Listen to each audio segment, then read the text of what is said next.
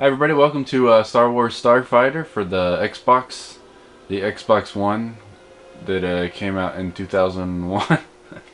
But this is going to be kind of my update progress with it. I'm going to kind of show a little of the features, I suppose.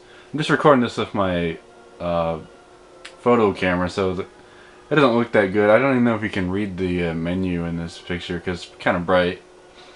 But the menu is kind of different in this game. It's this little radial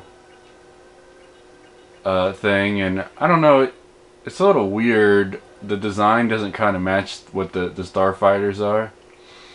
And then the second game that came out, they did like the side of the ship, which kind of looked weird as well. It'd be interesting to know if the little symbols here for play and a multiplayer and bonus, if they're actually the characters of the real Star Wars universe or not. But you go into the options, it continues in the radial thing, but it's a little different. I don't even think you can see it on my camera on the back of it. It's just a giant white dot. But you have controller setup, sound setup, save, code setup, and defaults restore. Seems like that should be switched since it say restore default, or maybe it should say the restore default settings. Because if you think about it, if you don't know games a lot, that could mean like you erase all your games or something. And the animation doesn't continue on this menu either when it spins around, which is kind of weird. But there's different. The code setup changes, and there's this little thing where you can enter some codes in, which is kind of neat. It seemed like the save function, it automatically saves, so having this in the options is kind of like a weird spot. It should be on the menu, I suppose.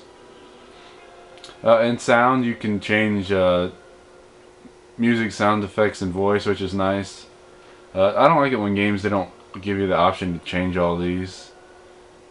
Sometimes it's fun just to play the game with the music. Under control setup, it's a little weird that the different default settings they're named after each character. So there's Rias, I guess, Nim, Vanna, and Reddy. I've only used the first one, Reyes, but there's some kind of weird things about it, and I'll kind of explain that later. Flip Y-axis just means if you look up, then it looks down and changes that. And the vibration, that's a nice feature that you can change it between off, high, medium, and low. I found that it's pretty strong in this game, so I keep it on low. And the sensitivity in this game is really high, so I turned that some down. It was a PlayStation 2 game, and you know how those control sticks get a little weird. That's all for the options menu.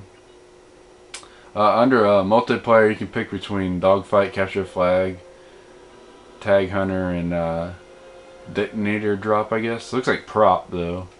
I haven't really played those because I don't have anybody to play that would want to play this.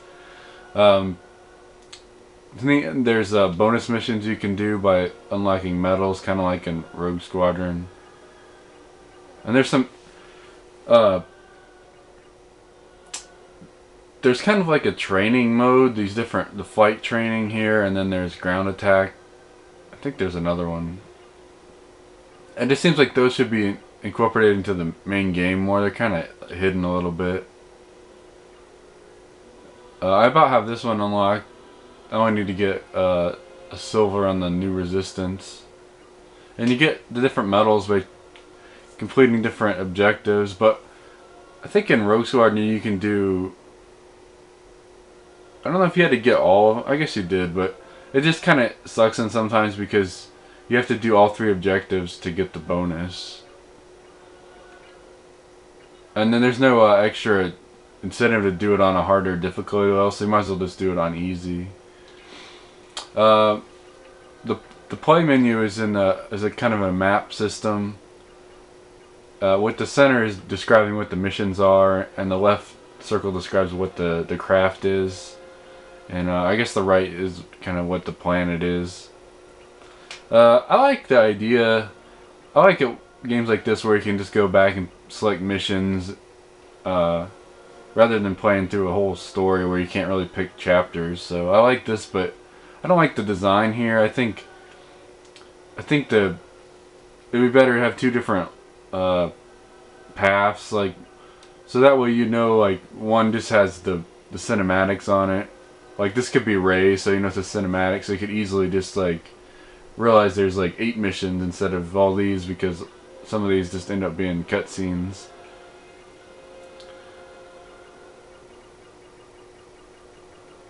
And it tells you on the left there if you beat it on easy, medium, or hard. And then on the right it shows what medals you've gotten on that one. And you can't get medals on the cutscenes, but so far I've played it through on I think I did medium. Let's see. Oh, I did medium up until the Midnight Munitions run, and then so I gotta go back and beat these on hard. The hardest mission I think is always the last one, the final assault level, because it just seems really unfair. You get attacked really bad by the bad guy you gotta kill, and I don't know. It might take me a little while to beat that one on hard, but I since went back and gotten hard on some of these. I'll probably go back and get try to get the medals. We'll see how hard that is. The first one, the first morning, is just a cutscene. Naboo Proving Grounds. This one's a simple mission, and I thought I played it and got the gold. It's real easy to get the gold on this one.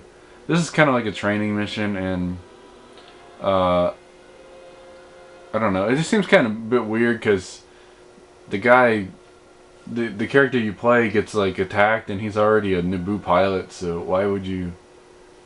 It's not really hard training. I don't know. It seems like the bonus missions would be a better choice. And after this, you just kind of, it's kind of about the same. It's like a space mission, and you just kind of shoot some simple ships. The Royal Escort mission there. And then the first one, Havana Sage. This one's really simple. I don't care for this one that much. You just kind of attack these drones, and at the end, a few mercenaries try to take you out. Secrets on Eos, I think so I say. This one's kind of neat. It's on kind of like a lava planet, and you kind of have to try to take out all these shield generators, and it's kind of weird how you got into the base if the shields were up anyways, but I don't know. That's an okay mission. I like this version better. It kind of sucks because later you replay the same board, and that's kind of cheap. This one's kind of neat. There's some different big ships to destroy, and it's like a big area for a lot of, like, a space battle, but it's not really that long of a mission. Oh, the first time you get to fly is the Nim. That's my favorite craft. He's kind of like a bomber, pretty much. One of my favorite missions is the valuable goods. You're kind of protecting a transport, and there's a lot of things to pick from, and you can pick strategies out, what you want to do. And some of the goals for the medals are pretty tough, so I like that board a lot. And then Eye of the Storm is the one where you I think that one's pretty good. I don't remember. This one isn't that good. He said they destroyed these little satellites, and it's kind of boring. Sometimes there's like this big planetary gun, and it just completely random, and it'll hit you sometimes. But it seems like more than on any other board, I get hit by the teammate runs into me a lot on this one. This is where you go back to that planet, the fire planet, and then you kind of destroy the buildings. But it's like a lot of fog is added to this level for some reason compared to the first time you were there, and it doesn't run very fast, and I don't know. The medals are hard because you got to kind of figure out where to go, but there is really no map in the game, so This one, this was kind of like one of those other ones where there's a convoy. Uh, this one is the pretty much like the training mission. It's just more detailed and there's a little more things to do. But it's kind of cheesy because it's kind of repeating the same thing.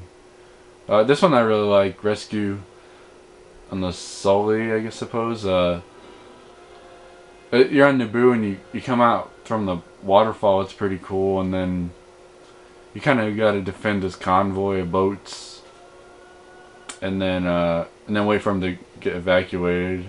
I really like it. I wish it was twice as long though, because once you get out to the ocean area, then the challenge kind of goes away. So I wish there was more things to do out there.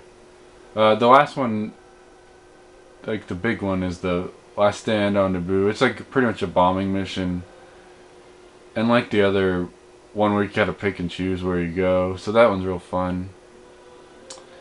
And then the final assault's the last one. It's kind of weird because you're just trying to get revenge on the person that killed your pilot boss or something. I don't know. It didn't even seem like you knew your boss that much, so the whole revenge thing's kind of ridiculous.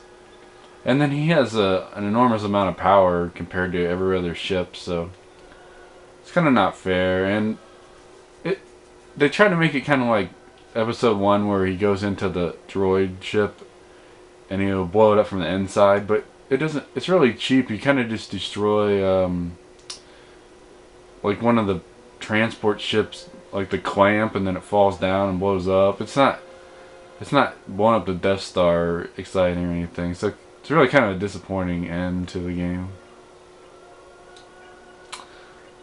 Yeah, that's where I'm at so far within the game. So I'll just stop this part here and might add it to another part. But that's how far I've gotten so far. I haven't played this in a long time, so it's good to play through it again. I'm having some fun with it.